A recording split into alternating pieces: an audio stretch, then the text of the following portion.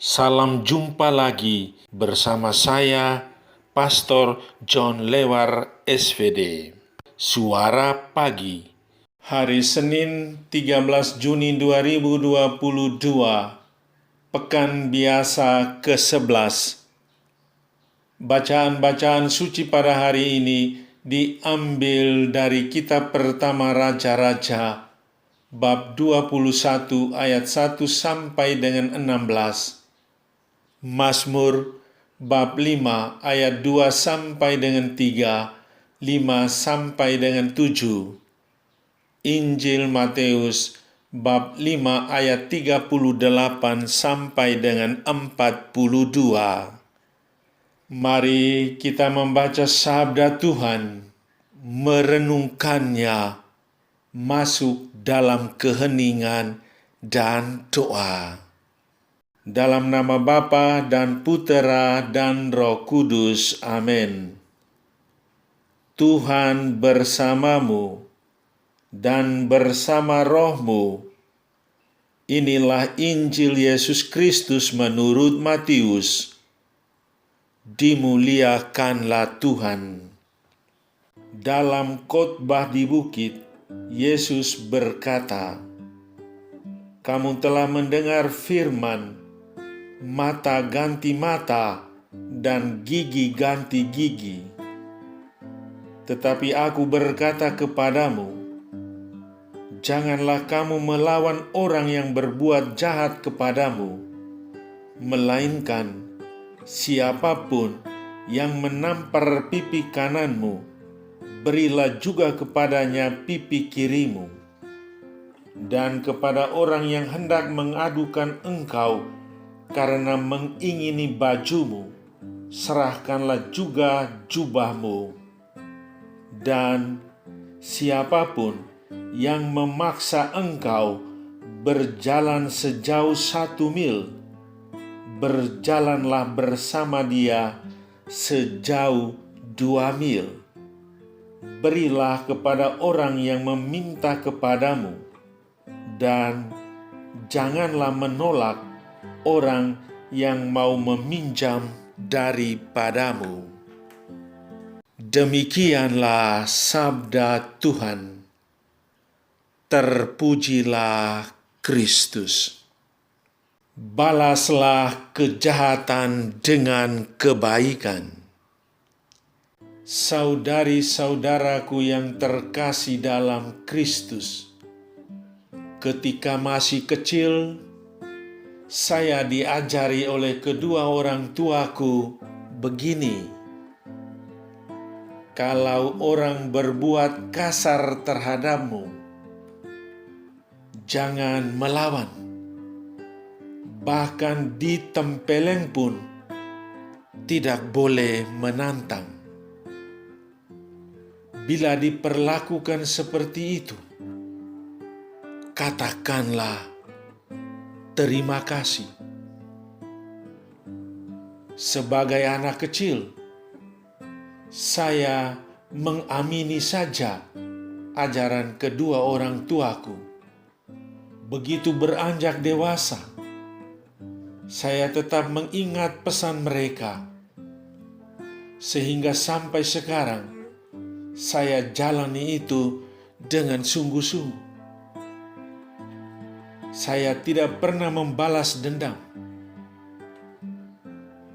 Inilah nilai hidup Kristiani yang baik dan benar yang diwariskan oleh kedua orang tuaku sebagai pedoman atau pegangan dalam hidupku.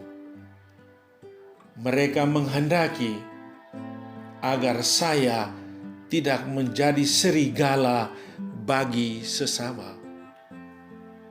Hukum balas dendam masih sering terdengar, bahkan terjadi di tengah dunia kita sekarang ini. Terjadi perselisihan dan percecokan di antara sesama warga masyarakat, bahkan dalam keluarga sendiri. Semua itu tidak pernah tuntas. Sebenarnya hal seperti itu sudah bukan tempatnya bagi manusia yang beradab. Bukankah itu hukum rimba seperti yang dilakukan oleh makhluk yang tidak berakal budi? Berhadapan dengan hal ini, Yesus sungguh bersikap tegas. Ia menentang hukum balas dendam. Ia mengajarkan supaya kita tidak membalas setiap perbuatan buruk dan jahat. Ia sendiri tidak pernah membalas dendam meskipun dihina dan disiksa. Ia memberikan contoh supaya membalas kejahatan dengan berbuat kebaikan dalam terang dan semangat kasih.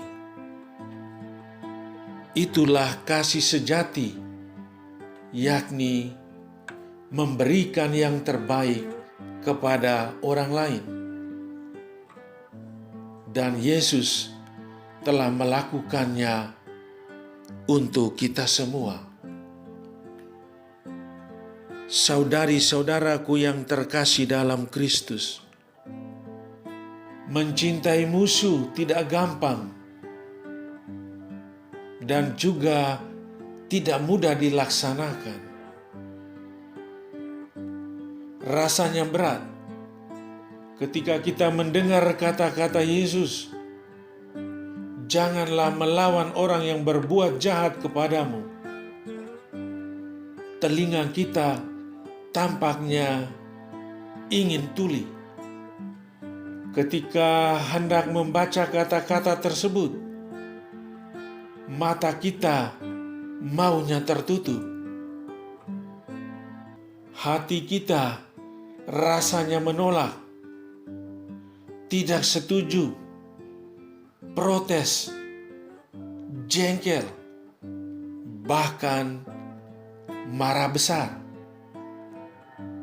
Tidak dapat disangkal bahwa dalam dunia yang semakin individualistik dan egosentris, hukum mata ganti mata, gigi ganti gigi lebih banyak peminatnya ketimbang hukum balaslah kejahatan dengan kebaikan.